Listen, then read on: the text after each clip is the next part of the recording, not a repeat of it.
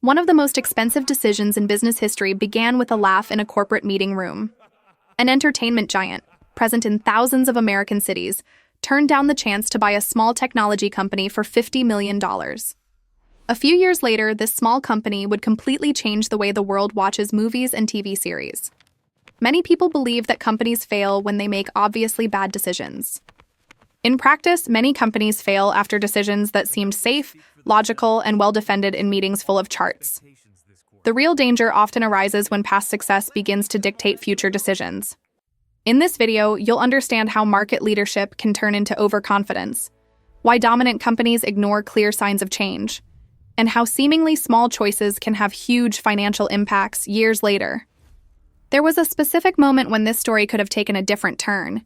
He had a conversation that reshaped the entire entertainment industry. And there was a psychological detail in that decision that continues to be repeated in giant companies to this day.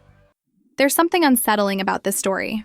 The biggest home entertainment company on the planet lost to a startup that sent DVDs by mail. In the early 2000s, Blockbuster was part of the American routine, from Sacramento to Atlanta. Friday night meant parking at the mall, catching a movie, and choosing a snack for the weekend. With over 9,000 stores and billions in revenue, it seemed impossible for anyone to threaten this dominance. Meanwhile, Netflix was seen as something small, almost a curious technological experiment. Many executives believed that people would always prefer to physically hold the film in their hands. In the United States, consumer habits tend to become cultural traditions very quickly, and companies often rely on that. It's worth remembering that many Americans living in Canada or Europe still carry this cultural habit of home entertainment. The problem begins when tradition starts to be confused with a guarantee of the future. Giant companies often believe that size means permanent protection, but the market doesn't work that way. Blockbuster relied heavily on late fees, which generated enormous annual revenue. Internally, removing those fees seemed like too great a financial risk.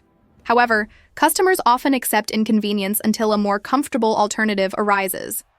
Those who work in business can apply this by analyzing recurring negative reviews of products or services.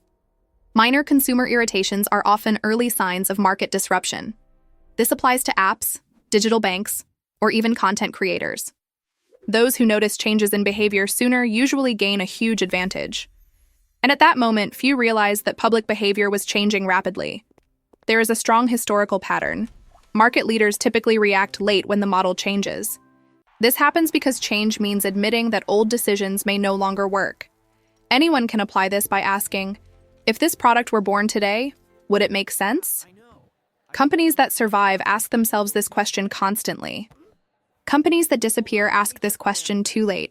In the American corporate environment, many traditional businesses have gone through this process with digitalization.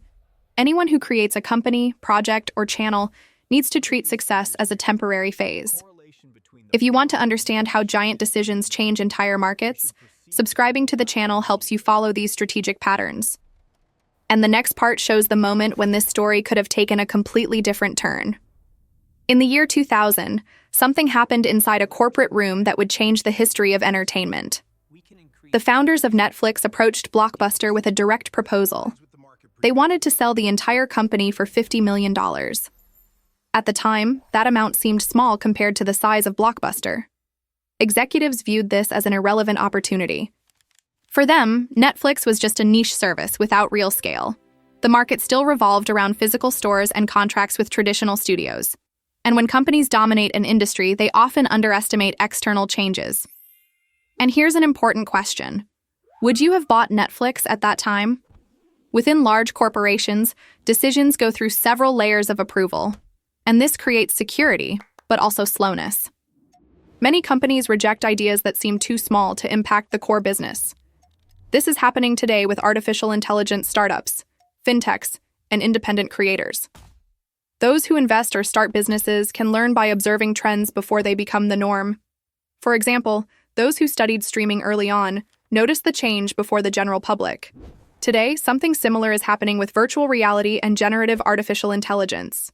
Major changes rarely begin by appearing as direct threats. They start out looking like technological curiosities. And that's exactly how Netflix was viewed at that time. There is a huge difference between seeing potential and understanding the speed of exponential growth. Traditional companies tend to analyze linear growth, not technological growth. Those who follow innovation can test this by observing how apps dominate markets in just a few years. A practical example is to follow startups listed on technology stock exchanges and observe user adoption. Another example is monitoring the consumption habits of people under 30 years old. Cultural changes almost always begin in this group before scaling.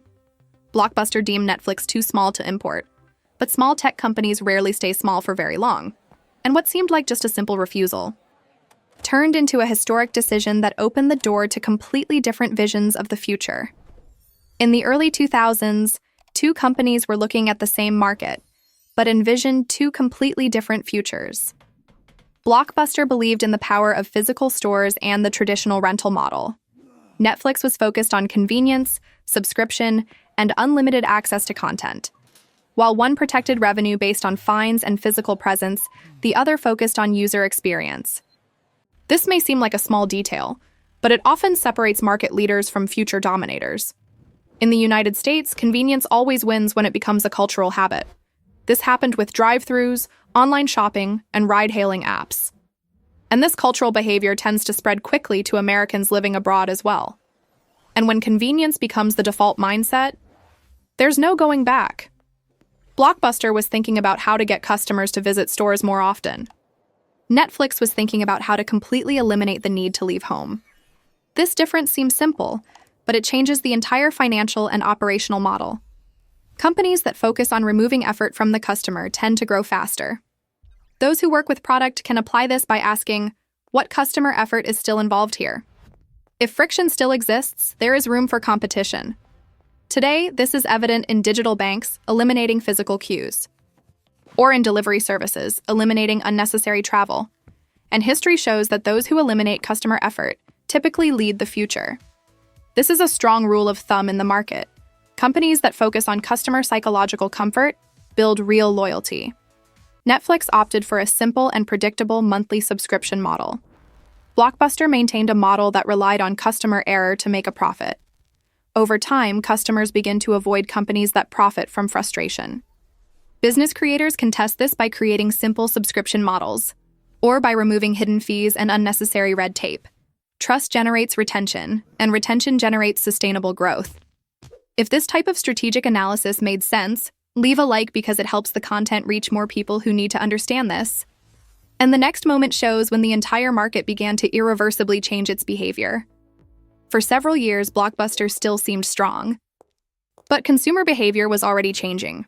Faster internet has begun to completely change the way we consume entertainment. Streaming has moved beyond being an experimental technology and has become a real alternative. Meanwhile, Netflix was already investing heavily in technology and digital infrastructure. Technology companies tend to think on a global scale from the very beginning. Traditional companies often focus on optimizing existing structures. In the United States, technology adoption tends to accelerate when it generates time savings. This has happened with online shopping, digital banking, and ride-hailing services, and entertainment followed exactly the same path. Blockbuster tried to react by creating digital services, but it arrived too late to the movement. When leading companies react too late, they have to play catch-up with those who already master the technology. This requires significant investment and internal cultural change. Many companies fail more in their culture than in their technology. Those who work in business can apply this by testing new formats before the market demands it. Small-scale tests are usually cheaper than emergency changes. Today, this is happening with companies that are still resisting artificial intelligence, or companies that ignore automation until competitors grow too fast. And when change becomes mandatory, the cost is usually much higher. There is a critical point in every industry when change ceases to be an option and becomes a matter of survival. Blockbuster has closed thousands of stores over the years. Netflix has expanded into global streaming and original productions. This shows how speed of adaptation defines business survival. Those who create a company or career can apply this by learning technology before it becomes a basic requirement.